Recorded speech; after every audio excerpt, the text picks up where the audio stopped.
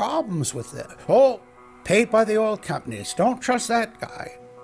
What the international scientific community is saying is correct. There is no legitimate basis for denying it. Now, you hear the consensus argument. Well, the majority of scientists. What they're always talking about is, and originally the IPCC was about 3,600 scientists, it's now down to 2,500. That's the people they're talking about. But when you look at it, most of them are bureaucrats. They're not scientists at all. And very, very few of them are actual climate experts. Now, the consequences of that, and whether that's because of man-made CO2, I think are debatable. If CO2 is not causing the climate change, what is? What are the major driving factors? And so they're essentially the ones that are left out by the Intergovernmental Panel on Climate Change. It's unbelievable to me that they can come out and ignore the sun. I mean, everybody knows the sun goes in, it gets cool. You notice that, right? You have an eclipse, the temperature drops, and the birds start to get excited and so on. And when you look at the seasonal changes with the sun, how you can suggest that the sun is not a factor is really quite remarkable. Giving us false scientific information is not going to clean up our environment. Speaking with a lot of promises and innuendo is not going to help clean up our environment. The globalists have co-opted the environmental movement. There are a lot of real environmental problems we face, like genetic engineering, where they're splicing plants, animals, insects, you name it. Toxic waste dumping in the ocean. No one wants to breathe bad air or drink toxic water. But the global carbon tax has nothing to do with that. It's a tax literally on breathing. Go out on the street or talk to your friends, your neighbors. Ask them, hey, should we ban dihydrogen monoxide? It's bad for the environment. The average person will sign your petition calling for the banning of water. That's right. Dihydrogen monoxide is water. It's the same thing with table salt, sodium chloride. And that's exactly what the establishment is doing with carbon dioxide. Ooh, dioxide. It has this scary sounding name. But the truth is, it's one of the 4 elements of life on this planet. Oxygen, carbon dioxide, water, and sunlight.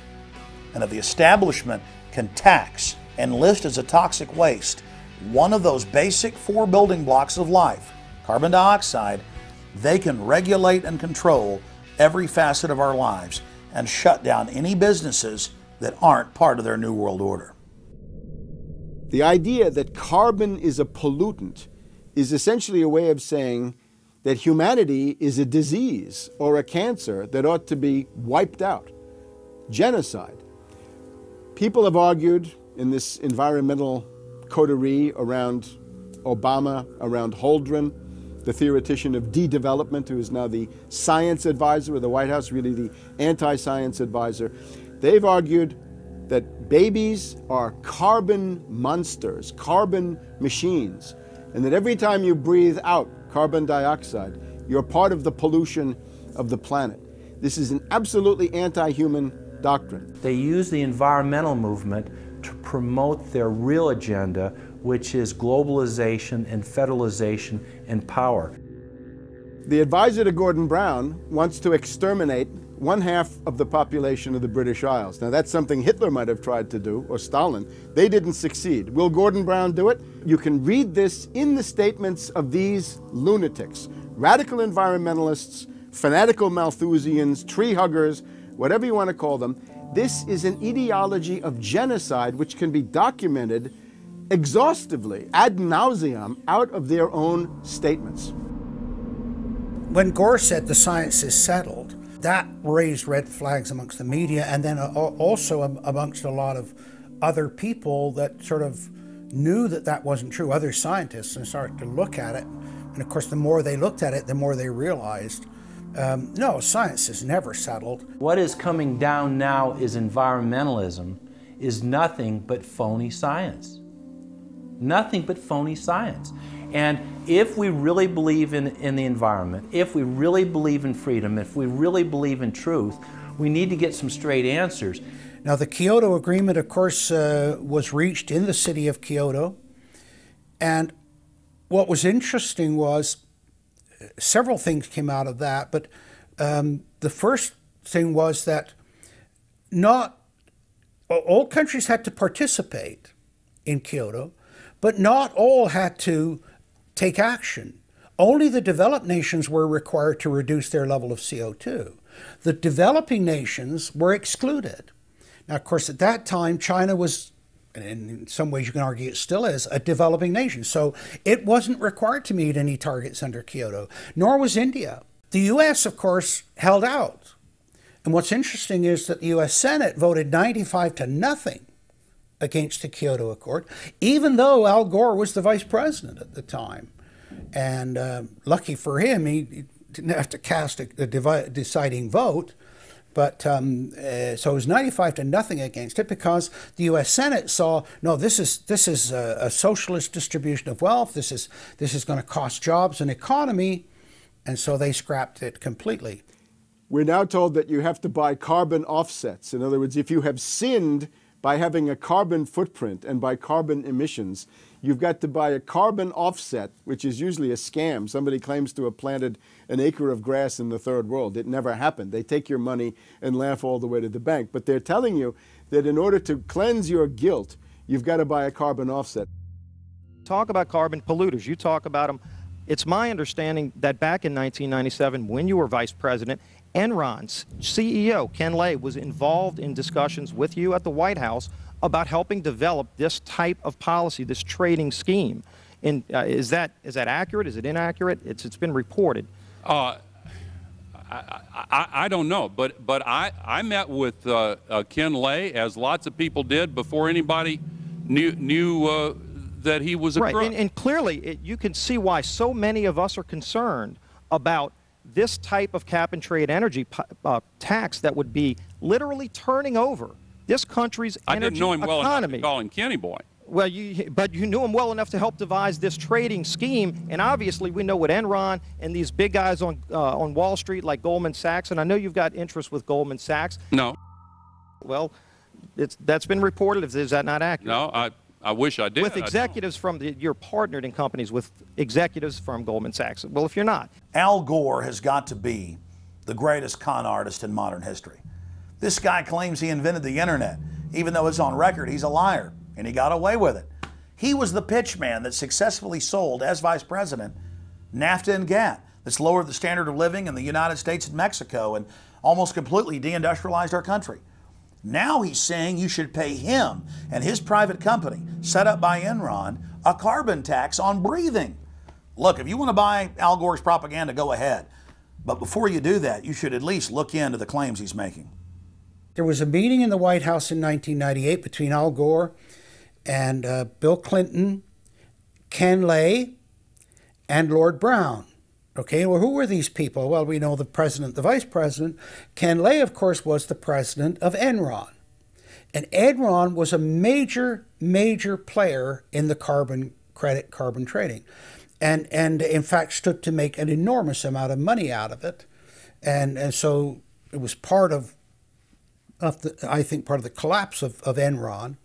And Lord Brown, of course, was the head of the largest oil company in the world. And they were looking to buy into this, as is happening now, where the energy companies are becoming the big promoters of, oh, we got to go green, we got to go to alternate energies, and all of this this stuff. They saw a business opportunity and leapt onto it, and one that would make them look green again. When it came time for the 1,200-plus page greenhouse gas emission and carbon legislation to be voted on, the Speaker of the House, Nancy Pelosi, would not let the Republicans, or even members of her own party, see the bill until minutes before the vote. Republican Minority Leader John Boehner engaged in a rare House filibuster and read shocking section after shocking section from the legislation. Now, I really hate to do this, but when you file a 300-page amendment at 3:09 a.m., the American people have a right to know what's in this bill and have a right to know what we're voting on.